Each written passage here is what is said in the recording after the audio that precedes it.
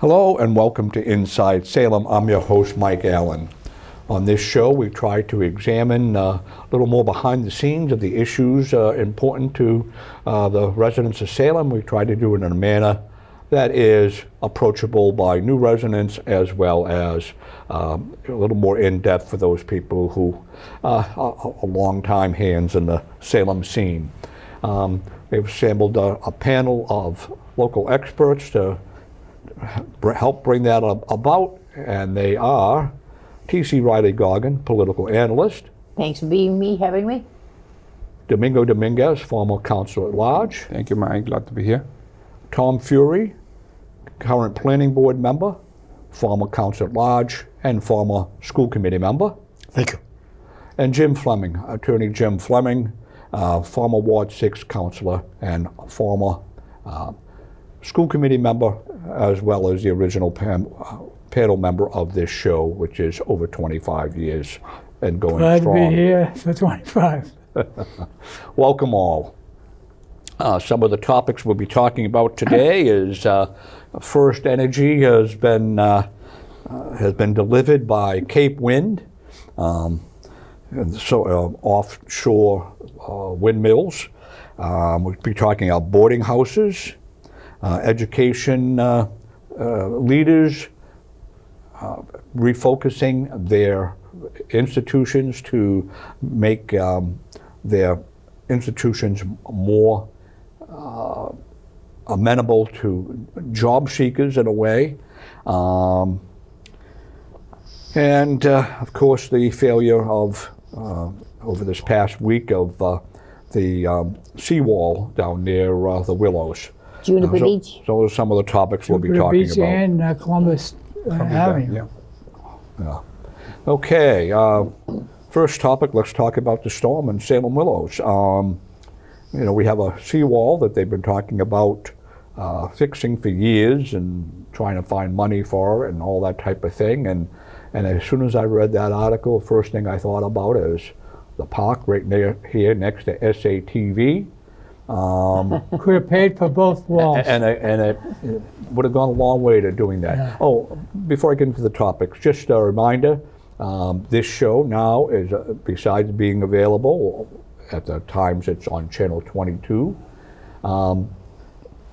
is also now available on YouTube. So if you wish to look at this, watch the show, if you don't have time to watch it during such a time as that it's on, you can go to, say, YouTube, Inside Salem, January 2024, and that way there you can bring up on most of your home TV. It's good for me because I'm in Peabody now. Right, yeah.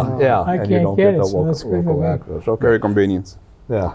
Okay, anyway, so getting back to the seawall. Again, this is all really new, so I haven't had read any follow-up for that. Do we have any knowledge about what's happening down there?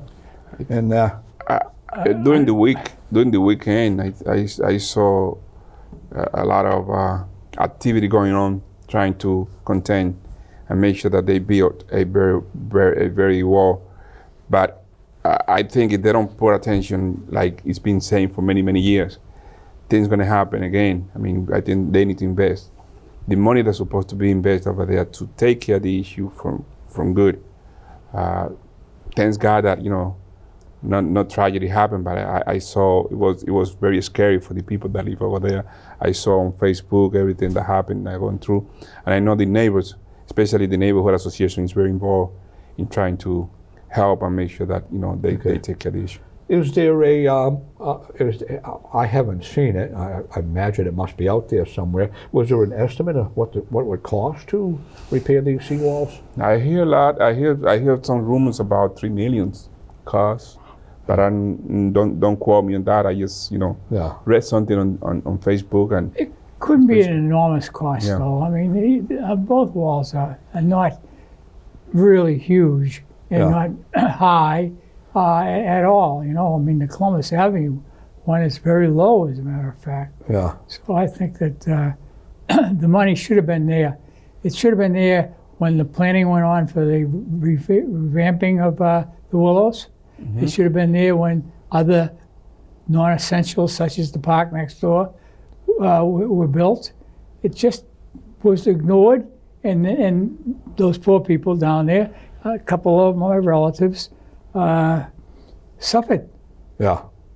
Well, I do know that I got a robocall from the city of Salem that said the fire department will come by and Yes. at some point, because they had so many calls, if you have more than 6 inches of water in your basement, and we had water in our basement, and I normally have a sump pump which broke, so it had been there about 15 years. It just gave up the ghost, so Yeah. I did get water this time, where normally I just get just a little bit, because the Yeah. sump pump gets rid of it, it's That's the so it ghost was of the a witches. white. That's the ghost of the witches that were hanging in your neighborhood. Yeah. Well, I So know if- that it was many, many years ago. It must be 20, 25 years or better when they got really belted down there with the storm. And I remember 78. calling George Ahmed. 78. And how many years? 78. Okay, 70. But Storm I of calling 78. George Ahmed, who started the show, and said, George, you have water. And he said, not a bit. I'm not worried, right? 15 minutes later, he called me. He said, I'm worried. It's pouring in. Yeah. And that they're fairly up from the beach area. Yeah. But of course, they had a beautiful swimming pool, so they didn't have the land outside. Once again, Yeah. when you take the land and you fill it up, Right. where does the water go? Yeah. It's got to go someplace. Yeah. This is why all around us right now, we should be learning more than ever from this storm. Yeah. And they shouldn't be building all the places, like down at the train station Yeah. or any place around. Peabody is buying land, open space. Yeah. What's Salem doing? Yeah. Building on postage stamps. Every place that can be built on in Right. Salem is being built on or being planned to build on. Period. That's why I'm waiting to see if they talk about Salem tonight when they talk on from the state. And is it the governor who's going to speak tonight? Governor's going to speak tonight, yes. Right, Okay. yeah. State of the state. Tom, is there anything on the planning board that has anything to do with sort of flood mitigation or Think anything? about hats off to Cindy Jerswick, the newest Ward 1 councilor, and her father, George Nowak, was the city councilor. He was a police officer in Danvers. She was the police officer for 32 years. It was a baptism in fire for the newest city councilor. She lives down in that neighborhood, the Chilton Point area. God just dropped that area. All of us have campaigned in that area, go door to door in that area. It's a safe, great neighborhood to go into there. Beautiful gingerbread homes like the Cape Cod area there. So it's a real tragedy for those people. Even Councilor Bob McCarthy has been very involved. He lives right down by the Chilton Point area itself there. So I think it's a great deal of interest will be taking place where the state takes place on priorities, because all along the coast it's going to be serious climate change and flooding and so on. And that's just a mild storm. That was a mild storm. That wasn't like the Hurricane Sandy or any major storm or hurricane. You're right. That was only a 3-inch rainstorm, high winds, 60 miles an hour, no fun. High tide. And a extra high tide. I think. Extra high tide, yes. Yeah. So, okay. Anything further on that? Something's just got to be done now and done in the very near future in those two areas. Yeah. I totally agree with TC. We need to make sure that we have a warning, not to be on every wetland, on every places, because that's going to be a tragedy sooner or later.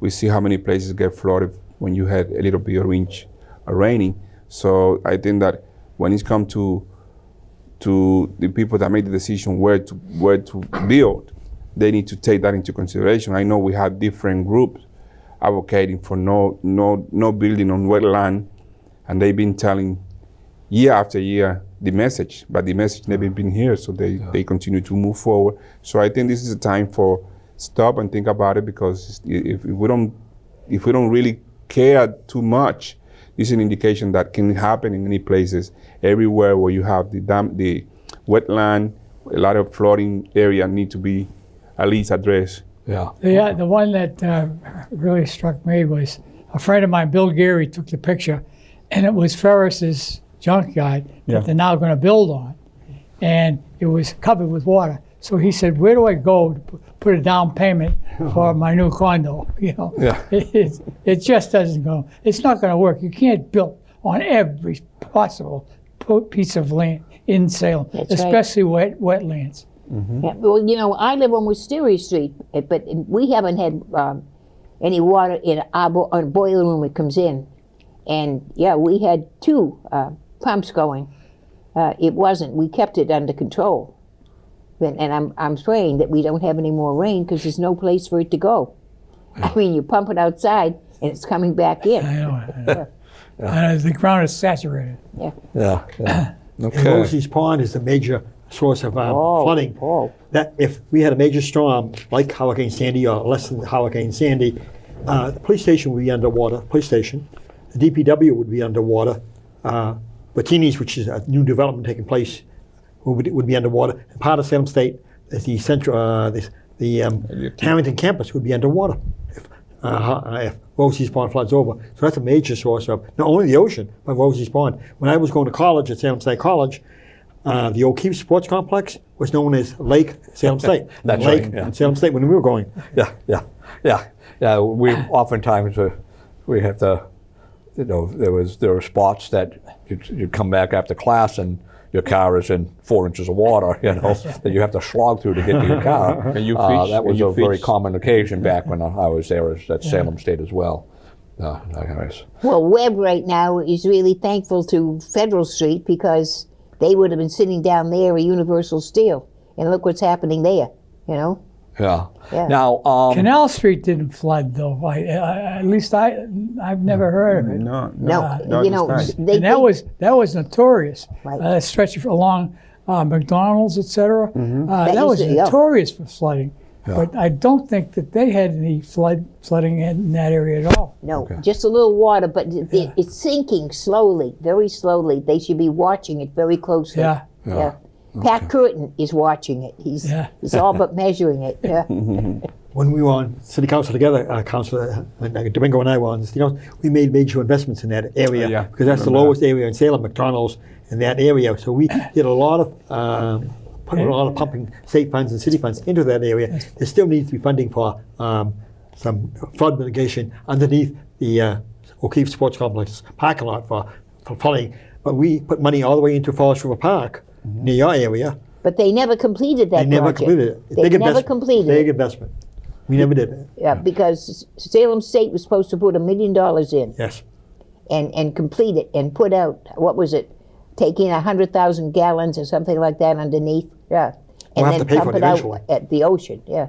now, a lot of that area, 200 years ago or 300 years ago, was underwater anyway. South River. That's canal. So you know, it's not necessarily what's happening now globally.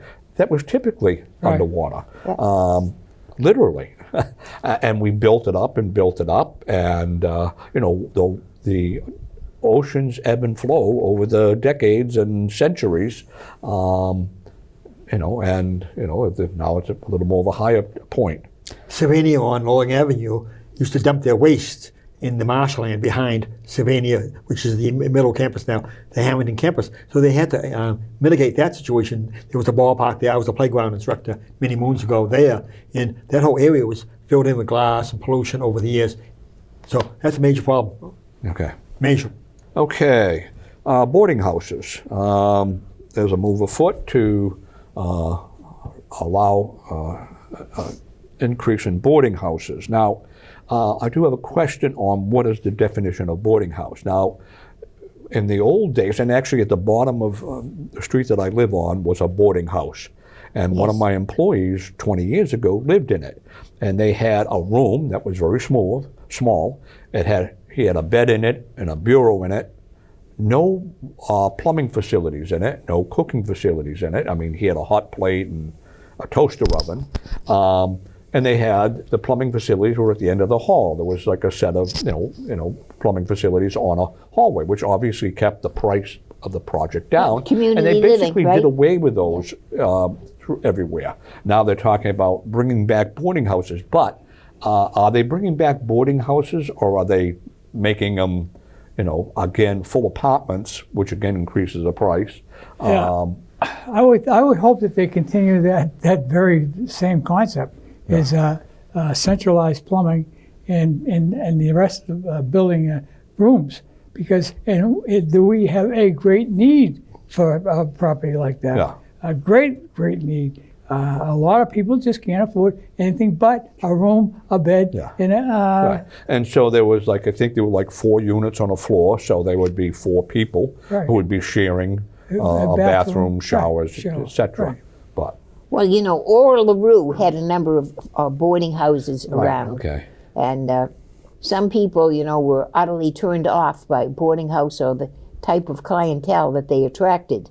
But I'm saying it's a lot better to have boarding houses, and people can afford them Rather than a and tent still city. have menial jobs. tent city, correct. But as opposed to Tent City down there Yeah.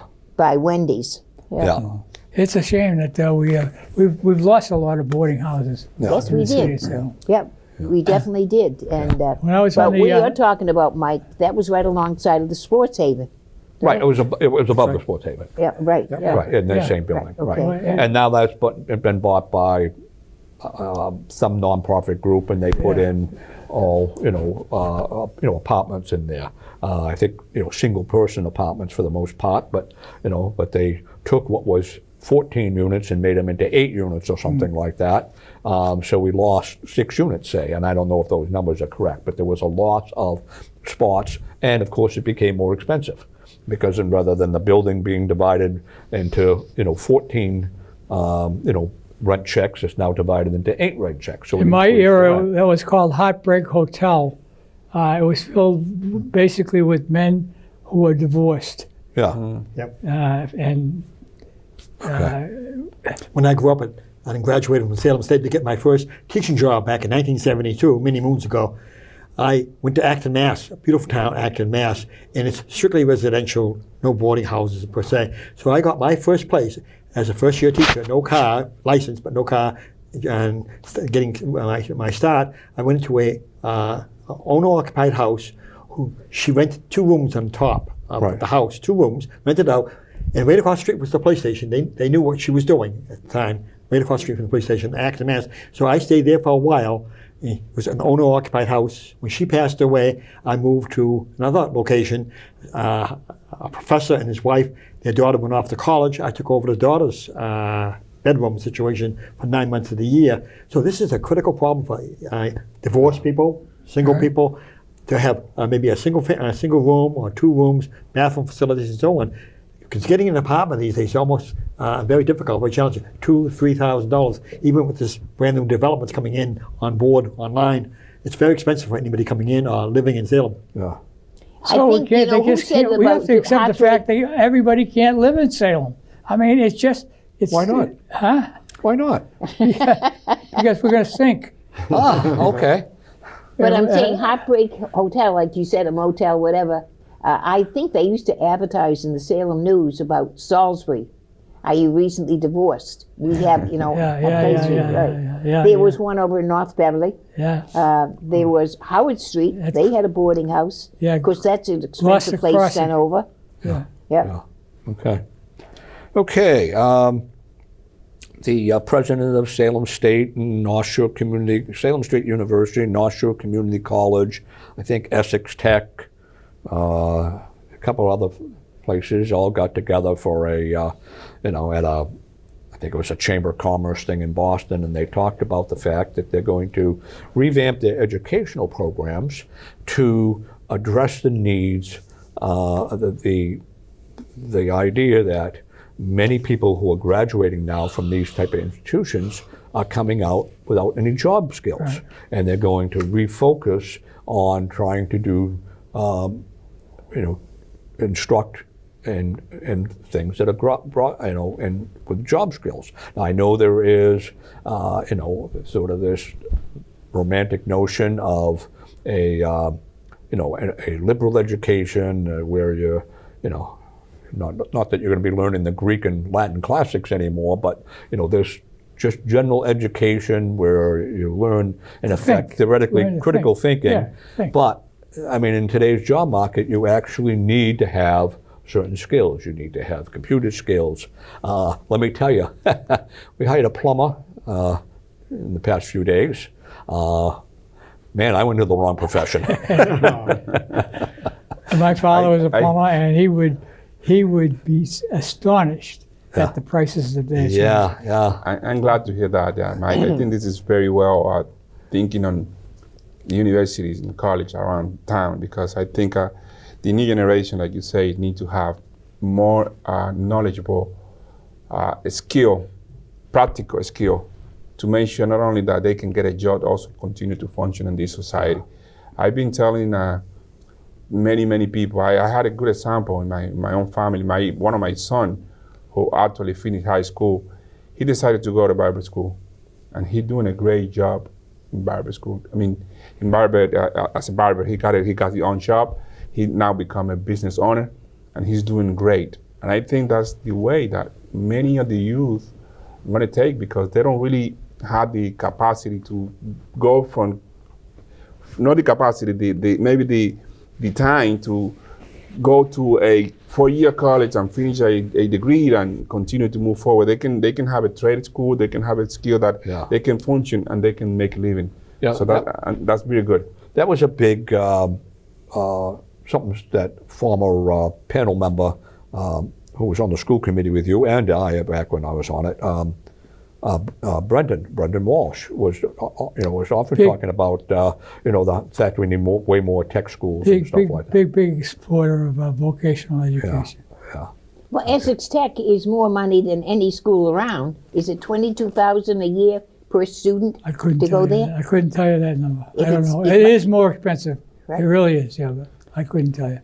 Even Salem High School is readapting to the 21st century. Yeah. You think for skills, we graduated from Salem Classical High School.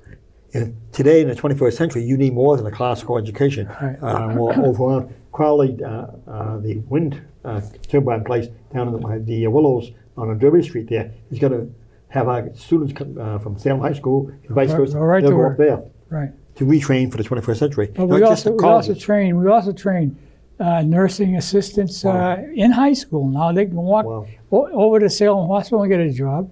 We train some electricians. We train automotive, and those are food service. Because they were starting a food service program. Yeah, culinary. We have culinary, correct. We have culinary, and so those are jobs that are necessary. Yeah. Number one, and that are in demand. And in demand, number two, right? Yeah. And very well paid. Right, and they're well paid without having to go through to a university and take on $100,000 to $200,000 and student loan debt. Right. But when you need a plumber, you need a plumber.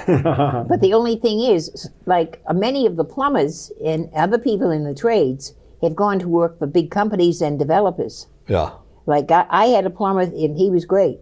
Yeah. But now he's working for a developer, and if I want something sometimes quickly, I call ASAP or another one over in Beverly. Yeah. And I mean, it's like $125, $135 to come through the door. Yeah. Before they do anything. Yeah, that's right. Wow. Yeah. But another one that it seems like to me. So I'm glad that the local colleges are waking up.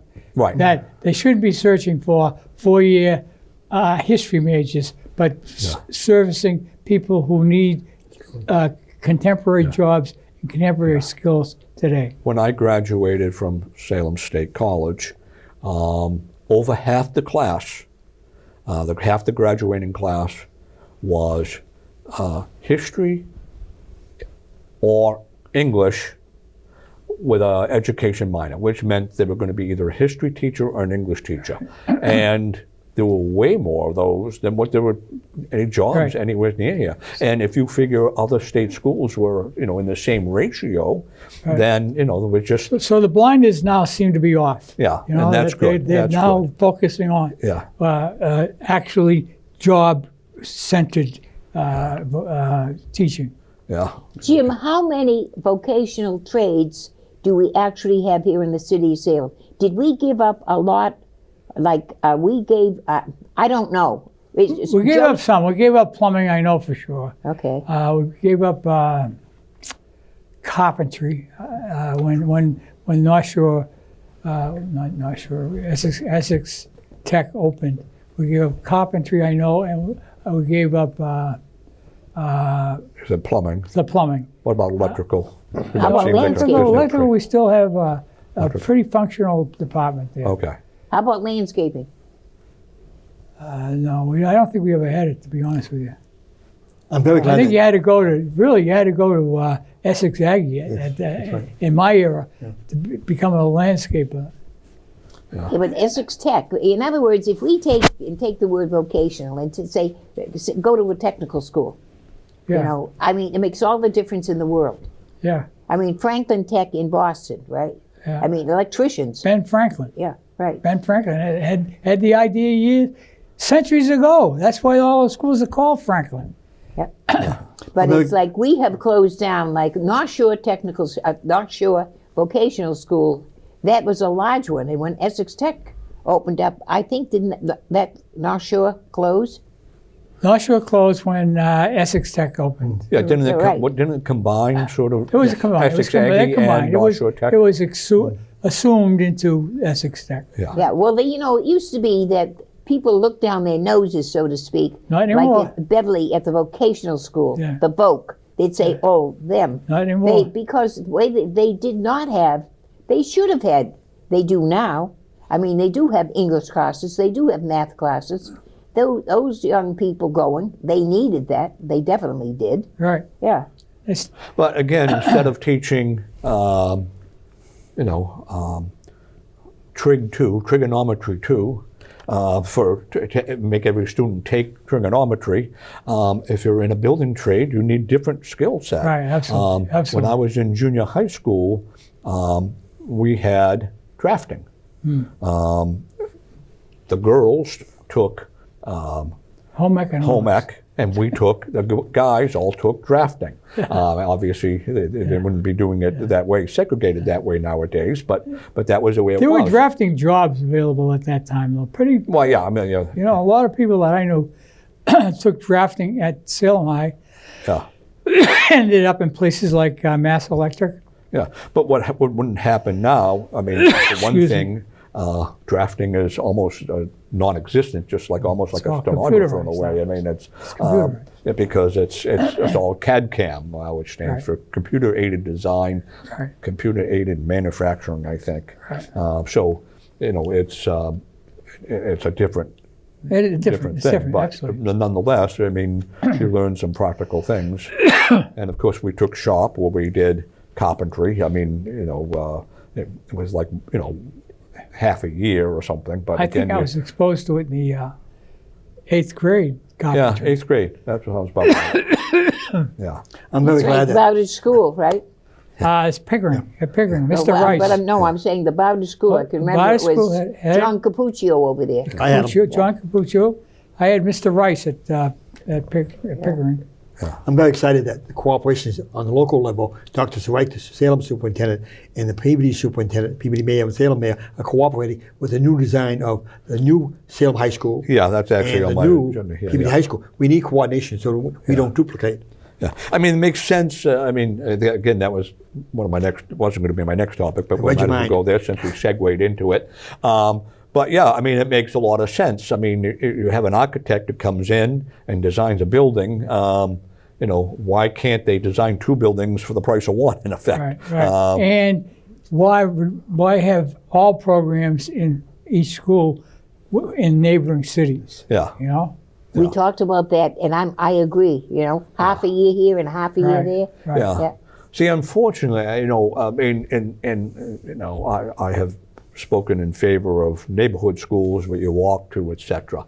But the impractical part of that is you can't offer the breadth of courses. If you have a school of 100 students Right. or 200 students, you can't offer, you know, different, you know, curriculum. Can't bring in the specialist Yeah. in each of those 100 pupil schools. Yeah, but anyways, okay. The Salem Oh, darn it! I forgot what it was. But anyways, a Salem housing-related group is changing their itinerary, and instead of just talking about things, they're actually ponying up $500,000, which they're splitting between, and I don't know what the ratio of the split is, to help the development of affordable housing, or actually, in this case, affordable was defined as 60% or less of the median income for the area. And the two projects that got some funding were off of Canal Street. There's 250 units being built off of Canal Street, of which 50 are going to be in the affordable category. And it says 72 on the Crescent lot, of which 46 were going to be affordable. Now, my understanding on the Crescent lot, I thought there was going to be over 100 units on that Crescent lot. Good question. I get mixed up with the number thing, except between the Bertinis is about 250. Bertinis, right, that's right. It's about 250, and I get mixed up on the triangular lot on the MBTA lot situation. There'd be commercial downstairs and about 4 floors of residential. They'll all look the same. Yeah. You won't see the difference between a low income, a moderate income, right. to a more expensive one. They'll all be the same type unit. Right. They'll try to make it more presentable and positive and graceful for all the residents. So that's questionable. The numbers there, I agree. Yeah, but the question I have is the gross number of units on the Crescent lot, which are referred to as the triangular lot, down to the MBTA station. Now, the way I remember it, I thought they were doing 112 units on that spot. I thought so too. I thought so too. So they scaled that back, then evidently? No. Yeah. Or was the 112 including what was going to be at the two buildings on Federal Street? Yes, it could be a compromise of those things, but there will be residential on the triangular lot. Okay. Well, does anyone know on Federal Street, both the Superior Court and the Commission building, the commissioners, was any of that offered to the Registry of Deeds that's not leaving Salem and going to Beverly? That's a shame. That's a shame. I don't know what happened. Rotten shame. Every elected official in the city fell on their face because that should not be leaving. That's right. Those are jobs and ease of researching titles and access to records. It really is a loss. And someone should be blamed for that loss. Oh, definitely. Yeah. Do they have specified why they're leaving? Increase on rent or something? No, they never. They're very happy down where they are. Well, actually, they're moving to Beverly. They're moving to I Cumberland. know. They had to do with the need the better, but they're going to I have in Sherman suspect Park. rent. You know, I suspect rent. I'm not sure. Well, actually, the way I read it was that because of the fact that in the past they used to have 50, 100, 25, whatever people a day come in. Now they're only having 3 or 4 people coming in because everything's being done online. And so they don't need the amount of space that they have down there. So they do have to have a presence in Salem because we're the county seat. Yeah. So they will be maintaining, I guess, a small office at Shetland Park. Yeah. But their main operation is going to be moving over to Covington Center in Beverly. Still a shame. Yeah. But Mr. O'Brien fought tooth and nail. The man in charge, Mr. O'Brien, who stepped down after almost 48 years on the job, outstanding public service, he fought tooth and nail. He didn't want to move back to Federal Street. He did not want to move back. Yeah, I know that that was something that I was trying to get the at the time I was active in the Chamber of Commerce, so strongly a fight against them going away because the downtown area, it just had all those people. And that brings people into the center of the city, and they become customers. Yeah, and if you notice, there were a lot of downtown law firms that moved out of the downtown to go down to Shetland Park. Shetland Park, correct. So because they didn't need to be downtown, because they were easily walking to the Registry of Deeds. Any firm that was really specializing in financing or housing. So. Right, yeah. So a lot of those moved down to Shetland Park. Okay. As I said in the intro, we got our first power from the windmill, from one windmill, from Cape Wind. So I guess we're on our way. How much power was that? Not much, but it's just, you know, Minuscule. they're going to be building it up, and Yeah. it's one of 60, I think it was 62 windmills they're having off of Cape Wind, and this is not affiliated at all with the Salem site. Different company. Different company, but the fact that they're generating some power probably means that that more likely they're going to try to gear up quickly in the Salem site, which is sort of a strange thing. It's like they're selling the property to some government agency who's then leasing it back to Crowley, and it seems a very convoluted thing, and it makes me question what the circumstances that are. Agreed. It just seems like it's almost like a shell company that, Agreed. in a way. So. And that eventually will affect government and taxes. Eventually. Yeah. Yeah, but the whole thing is, I look, when I go up to Market Basket, even on a non-windy day, it's windy up there. I mean, I'm surprised in some of the buildings that they have, that they're not putting in windmills. Well, actually, they're dangerous. They're, number one, they're very, very, very loud. Yeah. Very, very, very dangerous. Yes, and they are. not really conducive to residential living. Yeah. Well, they're noisy, very noisy. Yeah. Yeah, in fact, That's when, why you don't see windmills up on top of those when buildings. the previous mayor tried to put one down at Winter Island. Winter Winter Island, Island, yes. and there was like a recommended 500 to 1,000 square feet between that and any house, and then in the whole planning process, and it was a tough sell for the residents of Salem, particularly in that neighborhood. And then all of a sudden it came out. Wait a second, and because we were at 500 feet, Right. and then all of a sudden it came out like 2,000 to 3,000 feet because they determined it was too dangerous to have it that close. Detrimental to, the background, constant background noise detrimental was to unhealthful. domestic housing, Yeah. and also not only the noise, but the shadow or effect of the propeller going by every 60 seconds. Yeah. It has had traumatic effects on people. Yeah, the vibration and stuff from it, right, I guess, or something like that, yeah. But anyways, we did get our first power from our first windmill off of there. I know we were racing with a company off of New Jersey that was supplying power to New York to be the first one in the country, and we weren't, because the New Jersey people got theirs in a few weeks before the Salem, the Cape Wind people. Okay, we have an encampment that's on the South River. Yes. And Affordable housing. Tent City. yeah, Tent City. I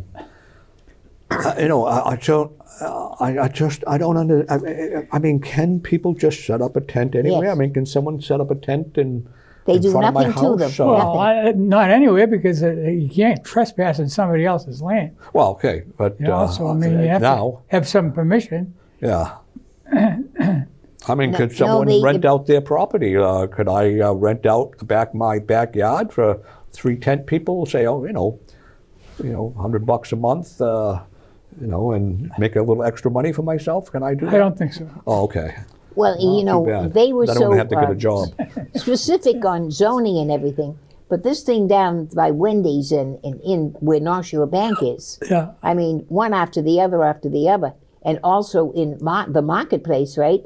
Underneath the stairs, people were living in the old town hall, underneath the stairs. And the police, they wouldn't do anything to them. They just didn't, no.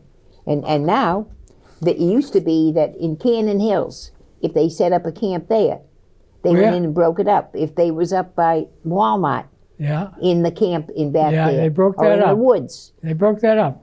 and also on Ford Ave, as you come around the corner by Don Beatty Park, Yeah. they used to go in and break up the encampments in there, They did and you couldn't even see all of these people. Right. And Yeah, I this know one's that we right have- out; it's blatant. Yeah. We have a few people that are living up Above you? up, sort of above me, Yeah. of that Mansell Yeah. Parkway area Yes. up in the woods there. We Yeah. see them, and Well, right up by Mac Park, coming down Tremont, you can see people living. yeah. Over by the storage place there by the water, people living there. Yeah, and one of the things that's concerning is that there's one couple up there, and every so often I see them rolling down towards Walgreens, which is the bottom of the hill from my house, with a shopping cart, and in the shopping cart is one of those, propane tanks that you use, for your gas grills. And then not long afterwards, you see them rolling back up with one. full So one, there seems like they must have a portable A grill, heater they in get a there. grill, and, right? Yeah. In a woods area, I just think Dangerous. that's not a safe circumstance. It's just But this city fell on its face when it did not develop affordable public housing over the last 20 years. yeah. Well, the other Not thing is one over by- unit, Yeah. not Jim, one unit created over the last 20 years. Yeah, I Jim, mean, you the only- wanted the veterans housing over there. I at the have South been Campus. yelling about that for 2 years or 3 years. But the only thing is, now, the people that are there are all in this country legally.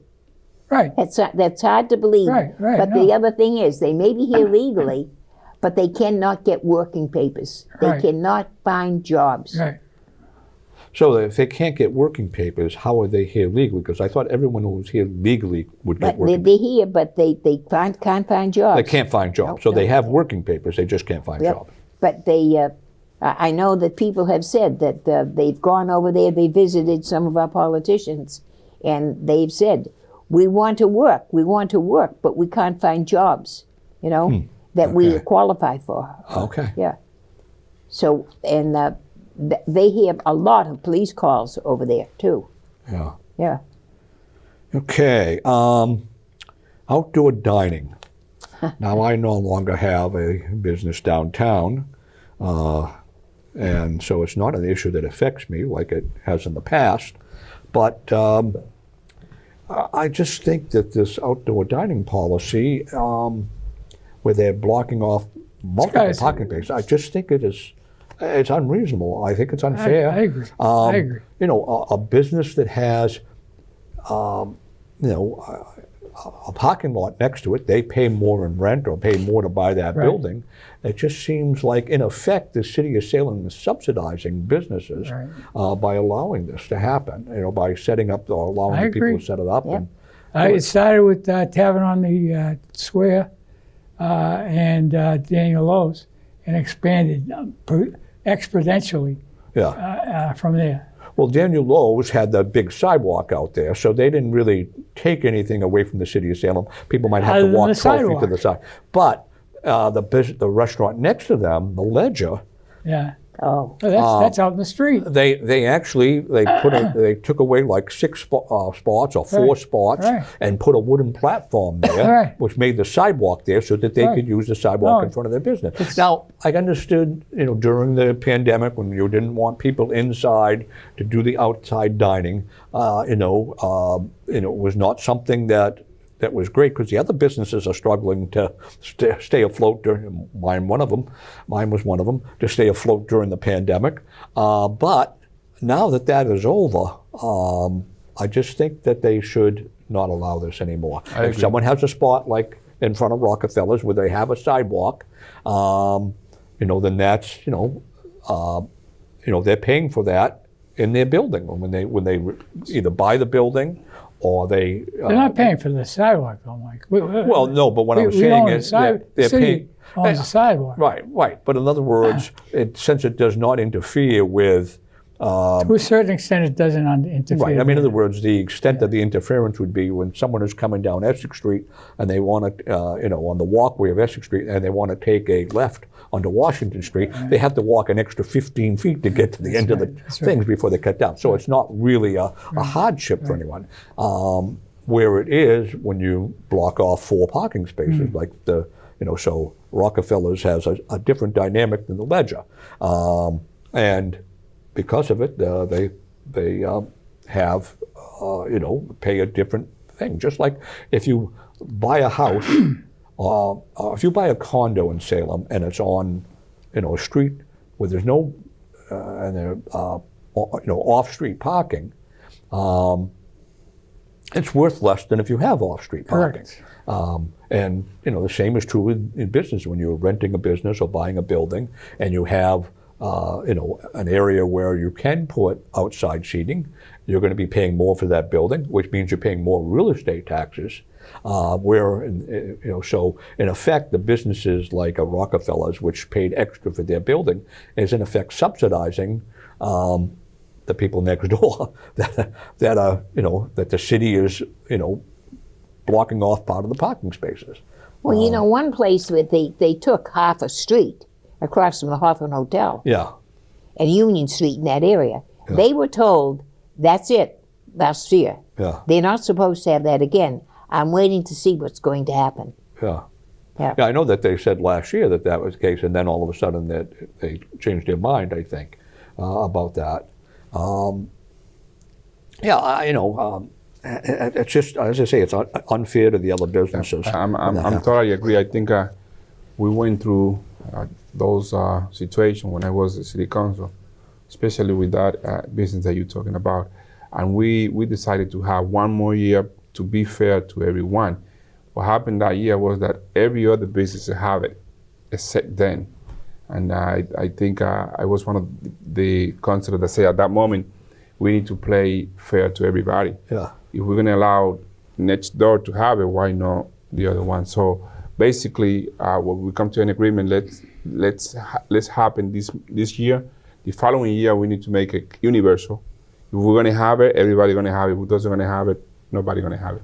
I totally agree that businesses need to be open to make some business, but we need to make sure also that we need to continue to maintain quality of life, especially in places like downtown. Parking is an issue and traffic is an issue in the city.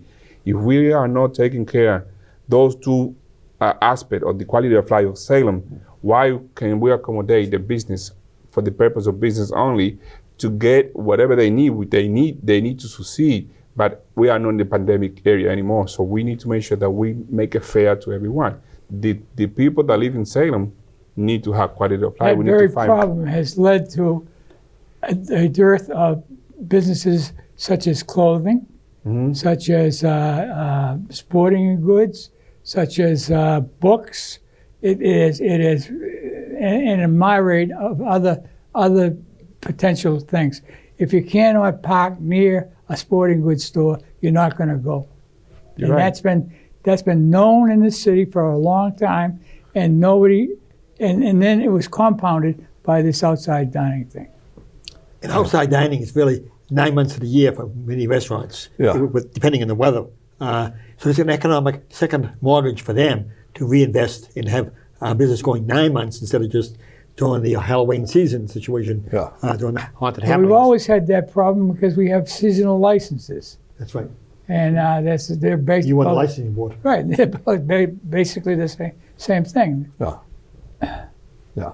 April to October. Yeah, I say it's just unfair to the other businesses, I think. Well, I look at the health care and safety of people sitting out in the middle of the road with a couple of Jersey barriers holding off traffic. Yeah. We're very fortunate Yeah. that something awful has not happened in Salem. Well, I think that because of the fact we have gridlock all the time, there's not much danger. Yeah.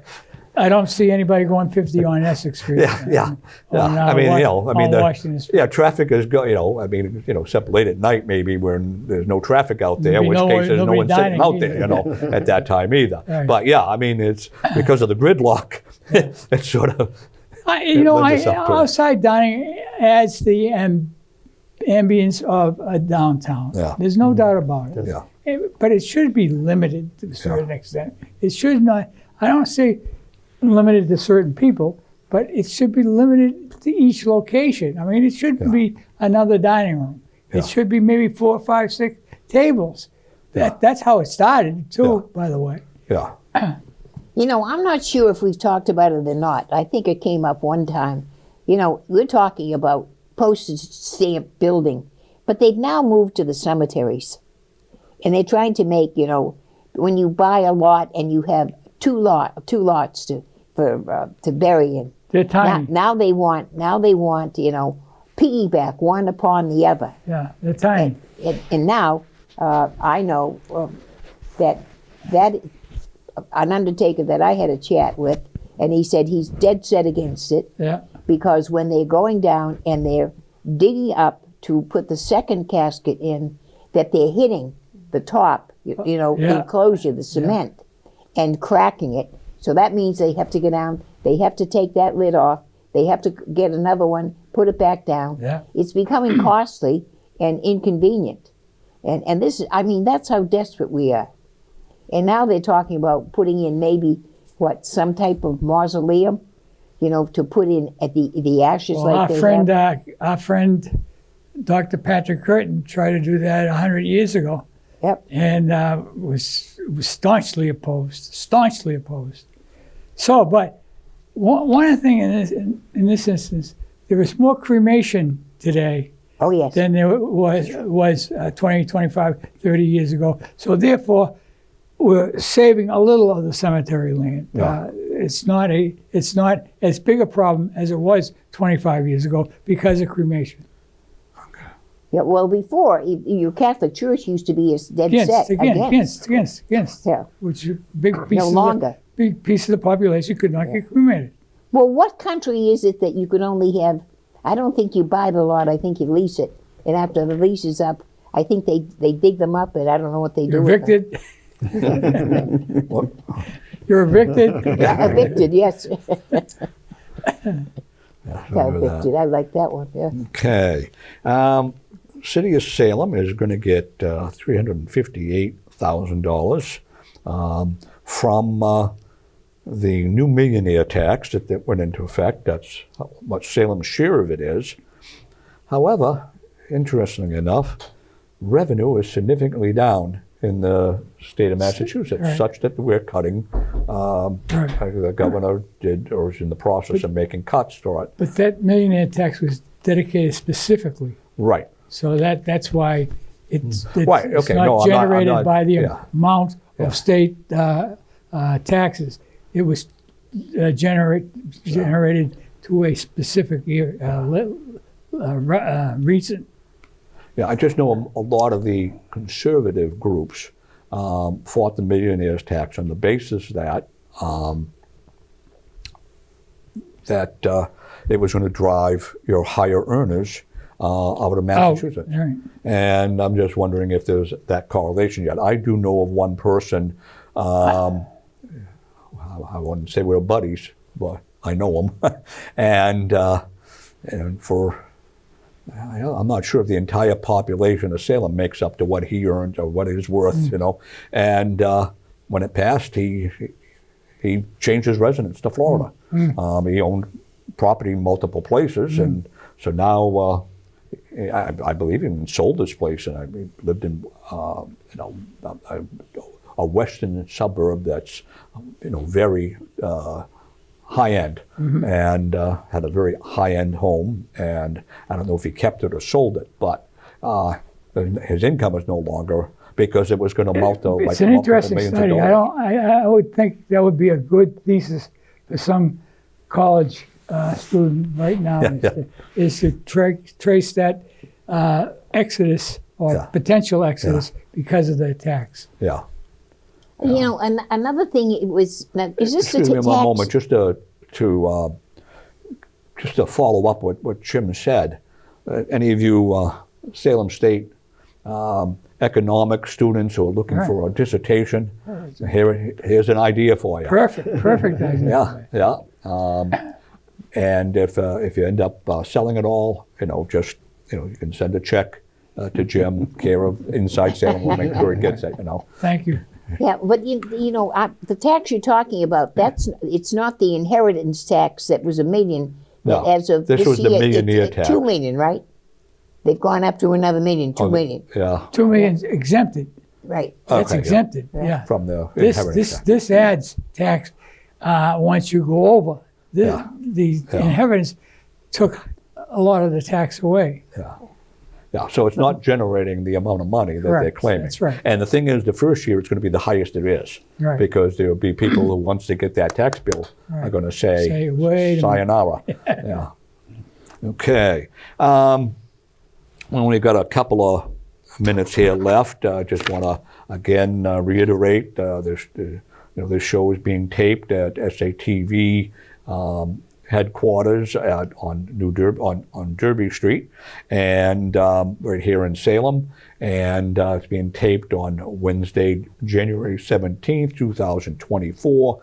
You can watch it obviously in the channel 22, which is one of the SATV channels, as well as they have a video on demand you can get, and YouTube is a new thing that we added about 6 months ago. That's and wonderful. again, you just say YouTube Inside Salem, January 2024, and it should pop right up. So, but that's that. Any subject that we want to grab on? Well, I have one, and that is about right now. The Friends of the Council on Aging is sending out their annual letter of appeal, and we're sending it out. We had cut way back, but now we're going to go back up to 7,500. We're sending it out just to see if some of the people out there would pay attention to the fact that we have a lot. The Friends of the Council on Aging, they do a lot for the seniors, because I will tell you, the city of Salem does not give an overabundance in their budget to the seniors, and we have the largest group in the city of Salem. Okay, and so this is an appeal for a fundraising Yes, it is. letter, and you're sending it out to 7,500 people. Yes. And how many did you send it out to last year? Or how many did the group send it out to? I think it's almost up from probably about 3,500. Oh, so you're Yeah, really doubling them out. Yeah. you really jumped it Yeah. up. Okay. Yeah. Well, good luck with that. We're just I just wanted to, I just recognize that this is the first show of the year, 2024, and we haven't said Happy New Year to the audience and Happy New Year to you guys. So this 2024, we wish you the best and many things to happen in the show. So thank you for having me here, and Happy New Year, guys. Okay. Well, Happy New Year to all. yeah. It's a credit to the Salem school system. In 2023, the music students went down to Carnegie Hall, the football team and the band went down to Gillette Stadium for a Super Bowl, and just recently, the Salem High School basketball team against Marblehead played at the Fleet Boston Center. Garden. It's just amazing. At the garden, the old TD Boston Garden. So TD good Garden. year for the Salem school system. Very good. too. Yeah. Okay. Great. I think the current principal, Mr. Burns, and the superintendent, Mrs. Reich, has generated a great amount of interest in Salem sports. They're exciting people, yeah. They're very exciting visionary. people, and they want extracurricular activity, especially in sports. Long overdue. Long overdue.